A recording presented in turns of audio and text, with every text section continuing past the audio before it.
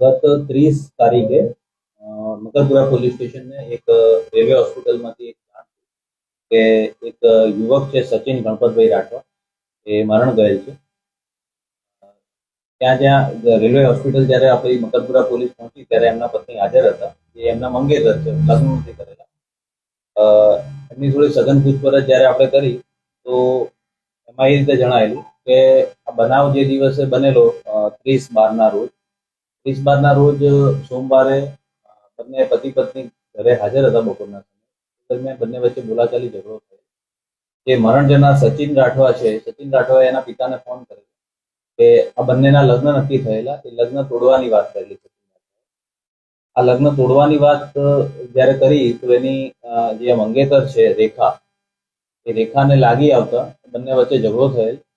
રેખાએ ઘરમાં પડેલા એના દુપટ્ટાથી એનું ગળું ખેંચીને હત્યા કરેલી. એ બાબતે રેખા રાઠવાએ સ્વીકૃતિ આપેલી. ત્યારબાદ આપણે રેખાની વધુ સઘન પૂછપરછ કરી અને આ જે હત્યા કરી એ બાબતે કેમ હત્યા કરવી પડી એ બાબતે એની વધુ પૂછપરછ કરી. તેણે એવું જણાવેલ કે આજે એનો મંગેતર છે સચિન, એ સતત એના ચારિત્ર પર શંકા કરતો, સતત શંકા વ્યક્ત કરતો. બંને 3 વર્ષથી એક રીતે લિવિંગમાં રહેતા હતા. જે આ રેખા રાઠવા છે એ રેલવેમાં ડીઆરએમ ઓફિસમાં ખલાસી તરીકે એના પિતાની મૃત્યુ થયું એ બાદ એને રેમરાએ નોકરી મળી. આ બંને આજુબાજુના ગામડામાં રહેતા હોય, ઇન્સ્ટાગ્રામથી બંનેનો કોન્ટેક્ટ થયેલો અને બંનેને પ્રેમ સંબંધ થતા સચિન જે છે એ રેખા સાથે જ અહીંયા એના ક્વાર્ટરમાં રહેતો.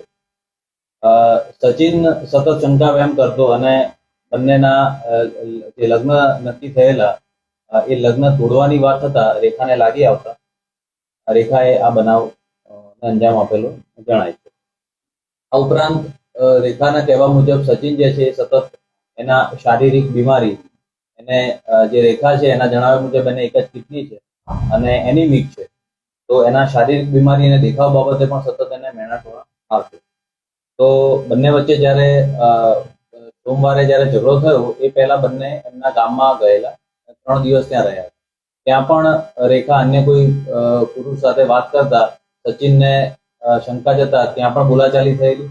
અને એ બોલાચાલી જ્યારે સોમવારે મોટું સ્વરૂપ લેતા બંને વચ્ચે વધારે ઝઘડો થયેલો. ત્યારબાદ આ બનાવ થયેલો હોવાનું જણાય છે. હાલ મકરપુરા પોલીસ દ્વારા આ બાબતે હત્યાનો ગુનો નોંધી આગળની પોલીસ તપાસ ચાલુ કરવામાં આવેલી. આ ગુનાની અંદર અન્ય કોઈ આરોપી ઇન્વોલ્વ છે કે નહીં એ બાબતે તપાસ ચાલુ છે.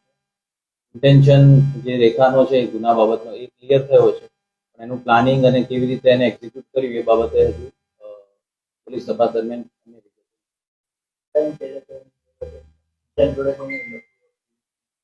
એવા આક્ષેપો કરેલા છે. હાલ પૂરતા એના કોઈ સમાધાનકારી પુરાવા મળેલા.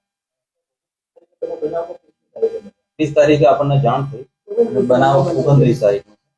30 તારીખે આપણને રેલવે હોસ્પિટલથી જાણ થઈ. ફરિયાદ આપણે ગઈકાલે નોંધી.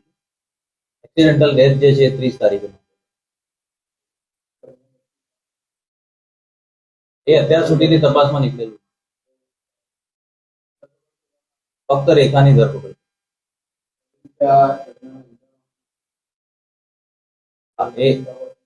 એ જ મેં આપને કહ્યું, કોઈ પ્લાનિંગ કરેલું હોય એવું જણાતું નથી.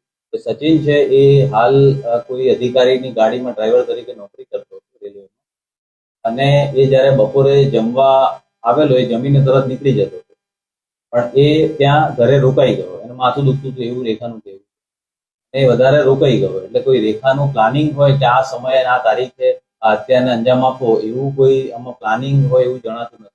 પણ આવેશમાં આવીને ઝઘડાનું સ્વરૂપ મોટું થતા આ બનાવ બન્યો હોય એવું અત્યાર સુધીની પ્રાથમિક તપાસમાં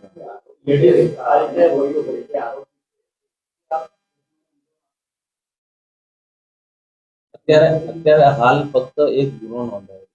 રેખાની પ્રાથમિક ઇન્વોલ્વમેન્ટ જણાતા આપણે રેખાની ધરપકડ કરી. હવે બીજા કોઈ આની અંદર ઇન્વોલ્વ છે કે નહીં બધી જ તપાસો એ જ પોલીસ તપાસ હવે કરશે. હવે ફૂટેજ આપણે જોવાના છે. રેખાનું કોઈ પુરુષ સાથે જે રીતે મરણ જનારના પિતાનું કહેવું છે એ પ્રમાણે અન્ય કોઈ પુરુષ સાથે કોઈ સંબંધ છે કે અને જેના કારણે આ હત્યા કરેલી છે. એટલે ઇન્ટેન્શન શું છે એ પણ આમાં વધારે તપાસ કરીશું. આ મોબાઈલના પણ ફોરેન્સિક એનાલિસિસ એ બાબતની તપાસ